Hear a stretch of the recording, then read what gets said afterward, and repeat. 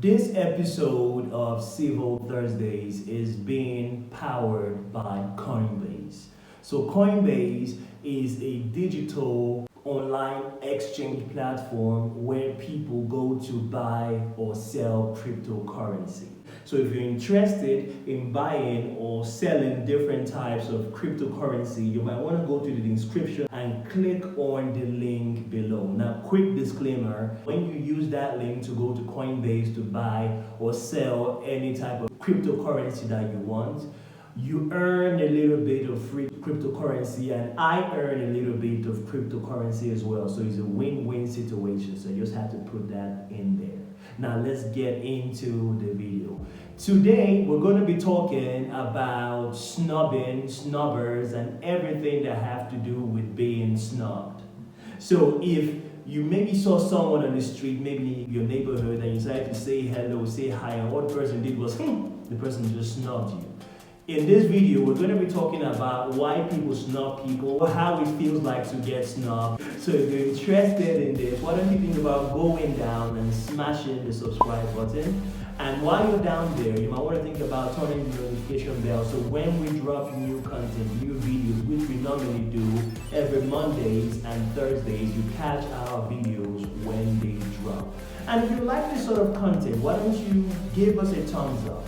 It helps us a lot because it shows and tells the YouTube algorithm that you like this kind of content, and they're going to inform us that people like you like this kind of content, and we're going to try to make more of this content so you can catch it when it drops as well. So why don't you hold on to your purse, why don't you hold on to your wallet, why don't you hold on to your weed, why don't you hold on to your pen, your phone, whatever, and I'll be right back with more. Catch you on the other side. You know the way I do it when I drop lyrical. Anytime I spit lyrical, philosophical. All the niggas mimical, but this fair still on taking literal. Punchlines collateral. Maximum damage. Hello YouTube, hello Chronicles. How are you all doing today? Now, did you try saying hello to someone at work maybe sometime today? Hello Jessica, how are you? And all you got was a Or maybe you were at church and you saw a guy that looked good and you felt like you want to start a conversation with, and you say, hey, hello, how are you, hello? And all the guy did was look away. This is what happens when you get snubbed. When you want to talk to somebody, you want to say hello to somebody, you want to start a conversation with a person, and you get ignored while you're trying to make advances to this person, you're getting snubbed. The question is, why do people snub other people? What are the reasons why? One of the reasons is usually based on cultural stereotypes. For example, if you were in a different country, maybe you were in the UK or maybe you were in America or in a different country and you're black, it's a cultural stereotype which is also known as an implicit bias, where black people are seen as people who do drugs or sell drugs, or people who are extremely violent. Now, because of mainstream media, people watch movies and usually they paint black people in a certain type of light. People who are violent, who are shooting up the place, shooting guns, or people who sell drugs, or who are junkies and stuff. Maybe you are a black guy, you want to say hello to a white girl and she just doesn't want to give you attention. So you say, hello, and she looks away. This could be a reason. Another cultural stereotype is, before I log up this particular example I gave about doing drugs and violent people, in my experience, particularly in Western countries, in this case England, I've experienced that there are more white people who have tried to offer me drugs than black people. But I remember in all my time in England, no black person ever tried to offer me drugs. Like none, zilch, zero. No black person tried to offer me drugs. Maybe some black people sold weed, but I'm talking about hard drugs like cocaine, MCAT, and them other kind of drugs, or drugs of that particular category. No black person. It's usually white people that try to offer me cocaine, or offer me this, or offer me that. So even in this stereotype, it's all wrong. Okay, it's all wrong. Another stereotype is people who wear dreadlocks. So someone sees you like me, someone sees me, I get this all the time. And I mean all the time. When people see you, I remember one of my classmates, I ran into her somewhere in town. This was a year or some months back. And she saw me, and the first thing she said is, "Oh, you rocking a dreadlock now? That is not cool." So she made it look like I was a heathen, I was an unbeliever, I was impure. There was something wrong with this. This is someone I know. I get it from a lot of people that make me look like I'm the worst person on earth because I'm wearing dreadlocks. Maybe my dreadlocks are braided or styled the way it is like this, which I must say looks good because I went to the barber shop, got carved and stuff, and my barber looked at me and said, "Ooh, man, this style fits you." So I don't know what the problem might be. I'll tell you a story that happened a couple of months ago. I think this was during the Christmas period. I went to an amusement park somewhere in town here in Abuja, Nigeria, and I went with my kids and my wife. I took my camera, I wanted to shoot content there while they were having fun, going on different joyrides in the amusement park. And what happened was I noticed this lady also shooting content. Now, somehow I just knew she was a YouTuber as well. She came with, I don't know whether it was her elder sister or her auntie or someone like this. The woman she came with was older and she was pregnant. So I walked up to this lady, the younger one, who I suspected was a YouTuber, and I went ahead.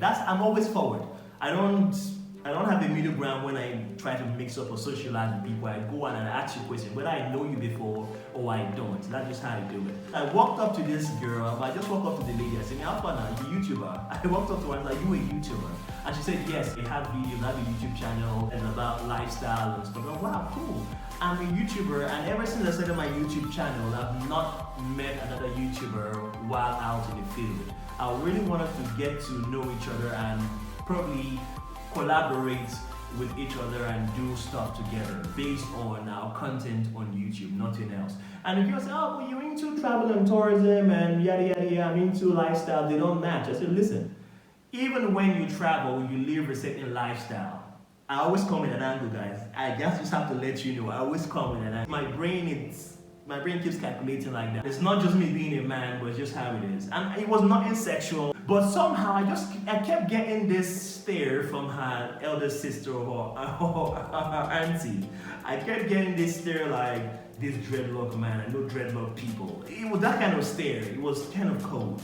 Suffice to say, after that day, in the amusement park, we exchanged numbers. She took my number, I took her number, and I thought I was going to send her a text, just break the ice, and so I sent her a text. "Hi, it's Fuse from the amusement park, the YouTuber who met you, blah blah blah blah." I didn't get a response, I think till maybe 3 weeks or thereabout after.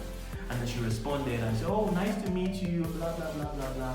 I said, "Can you send me the link to your channel, and I'll send you the link to my channel so that we could just check each other out and know how we collaborate." She never got back to me. Now, if that is not snubbing, I don't know what is.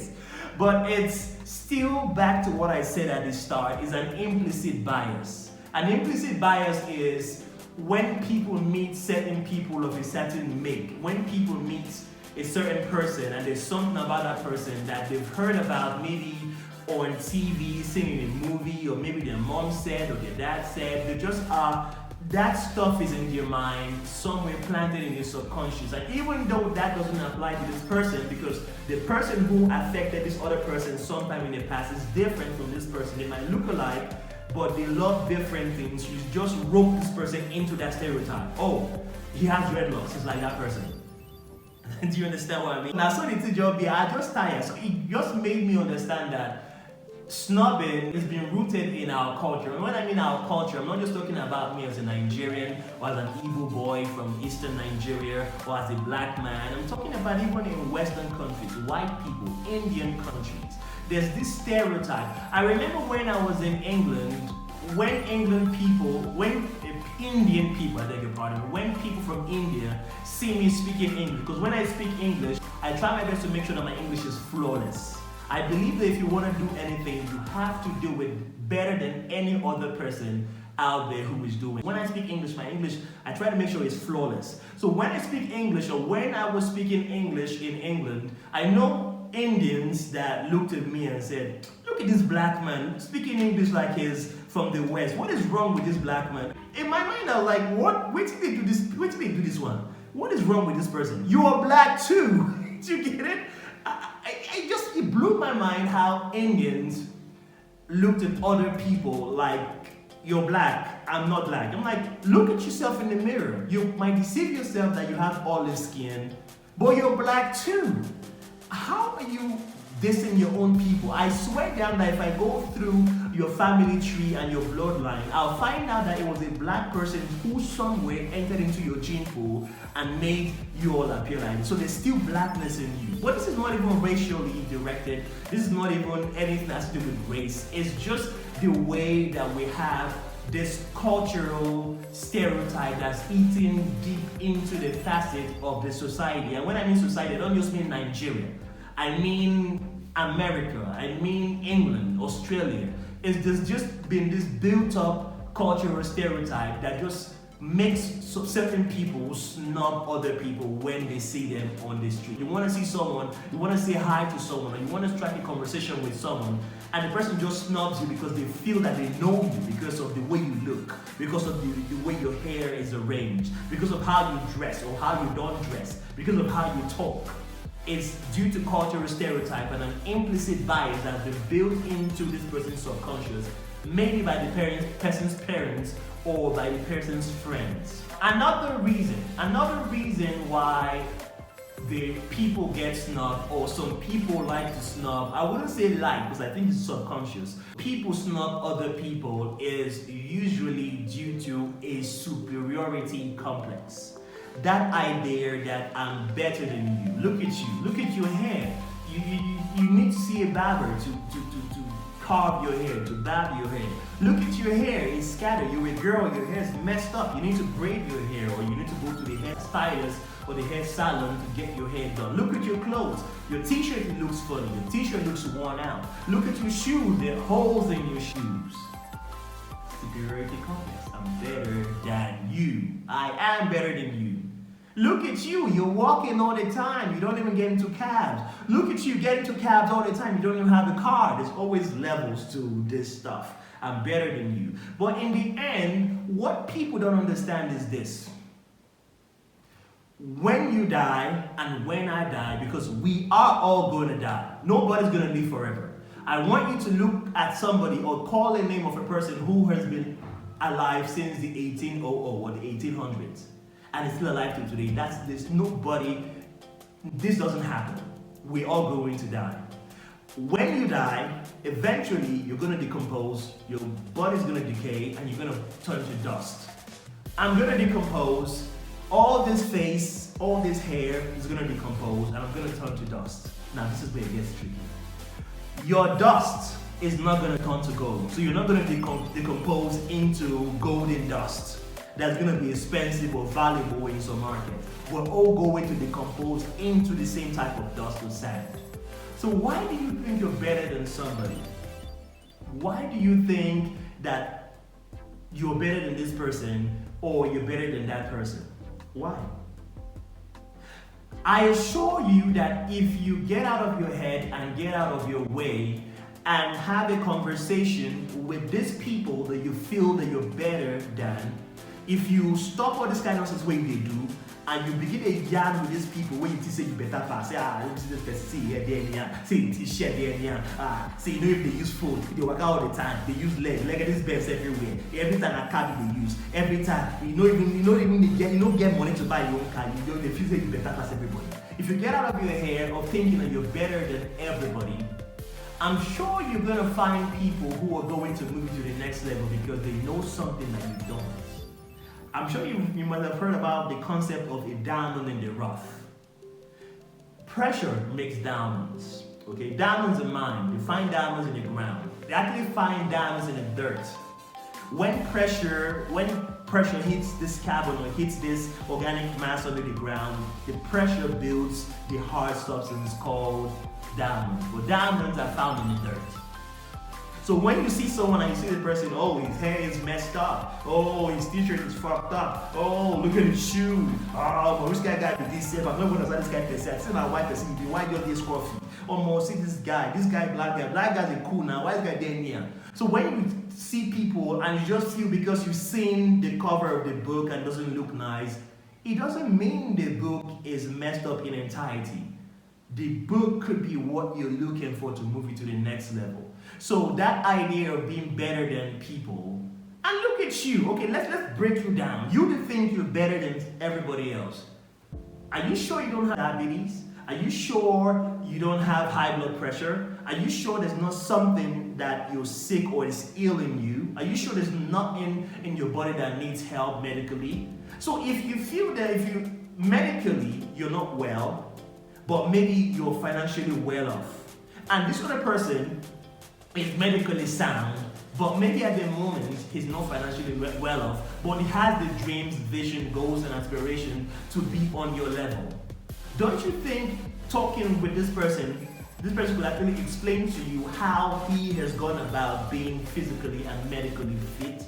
And you can actually share with this person how you got to your status. He's rubbing off information on you and you're rubbing off information on him. And before you know it, that's what makes the world go round.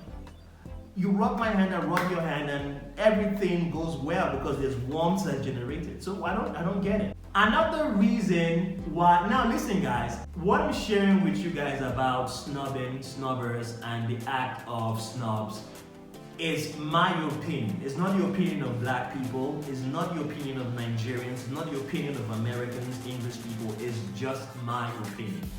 Now another reason why I think and I feel people snub other people is simply because of the circle or clique mentality. He doesn't belong in our clique. He doesn't belong in our circle. I'll explain further. When you were in high school or you were in the university, whatever level of university, it might be undergrad, it might be master's, or it might be your doctorate level, you had a clique of friends. I certainly did. When I was in a university, I had a clique of my friends, particularly when I was an undergrad student. I had my clique, friends that we walked and moved around together. They came to my house, I went to their house, we read books together, we drank alcohol together, some of us smoked together and stuff.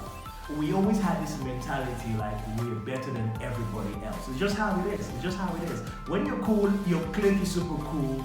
You look at the other people and say, those are just people that don't belong. They're sharp men. It's just how it is. Okay? It's just how it is.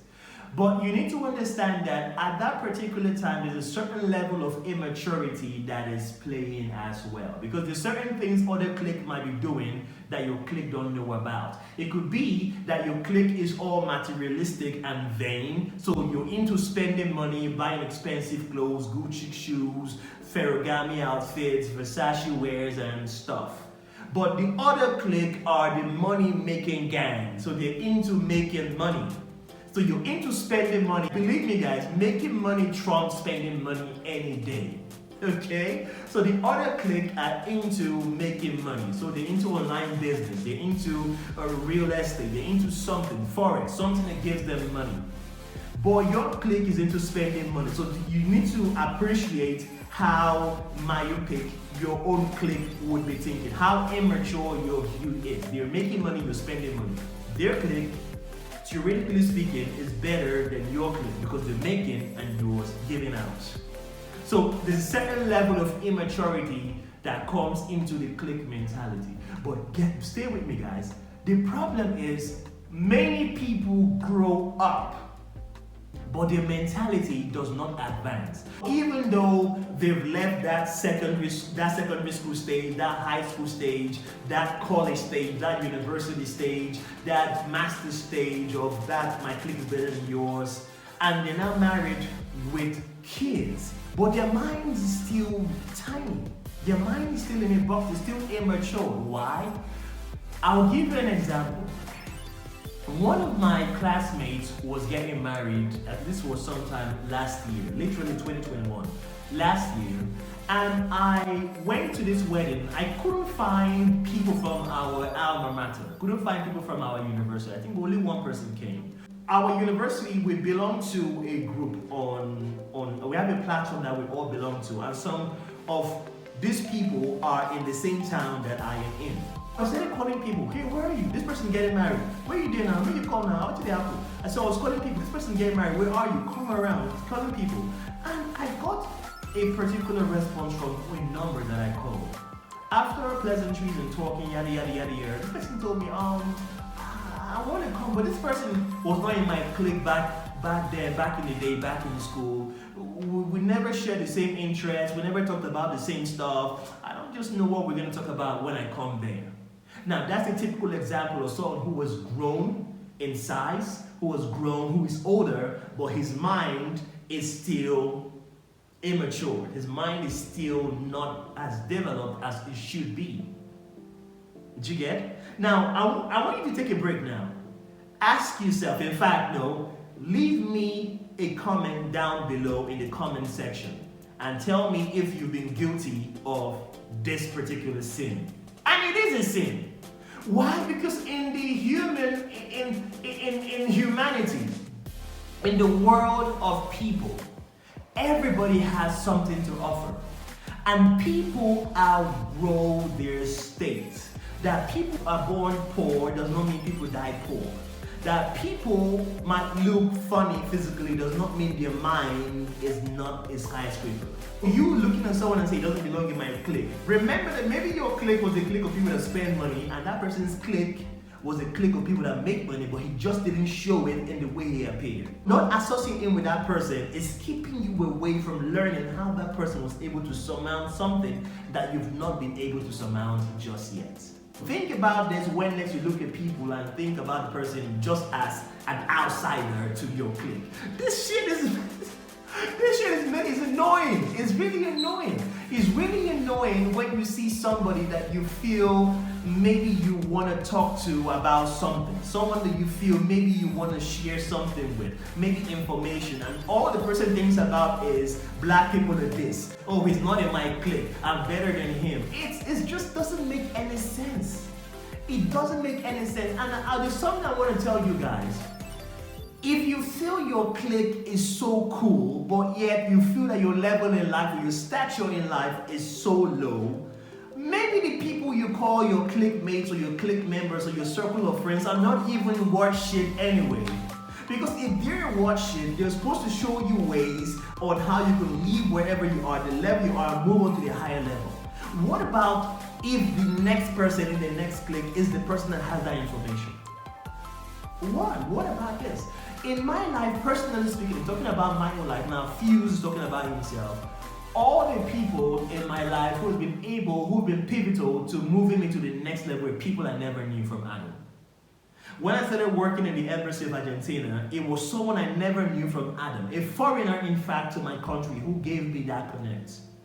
When I got a job in England, it was someone who I used to talk to, but she wasn't really my cup of tea, who gave me that connect. I've traveled to different places and people that I did not know were the ones that gave me the leg up. You need to understand that people you know, if they could help you, they would have helped you anyway. It's people you do not know that give you, because when you meet a person, your credit in the bank with that person is at 100%. The person does not know you from Adam. He doesn't know you at all. The person don't know you at all. You don't know who you be. You don't know that you be junkie. You don't know why you be killer. You don't know whether you plug everybody. You don't know anything. So when this person meets you, he doesn't know whether you're a killer. He doesn't know whether you're a junkie, a drug addict. He doesn't know whether you sleep with everybody in the world. He doesn't know whether you're homosexual. He doesn't know anything about you. All he knows is what he's seeing. He's meeting you at that realm of vision, that realm of ambition, aspiration, goals, and he wants to help you because he knows in helping you he's going to help himself. So why deny yourself that human experience because you're so myopic and so immature in your thinking? And have you ever stopped to think that maybe life is already flogging this person too much, or maybe life is flogging you too much? Maybe you're gay, maybe you're a lesbian, or you're a homosexual male, and your parents have ostracized you, your friends have ostracized you.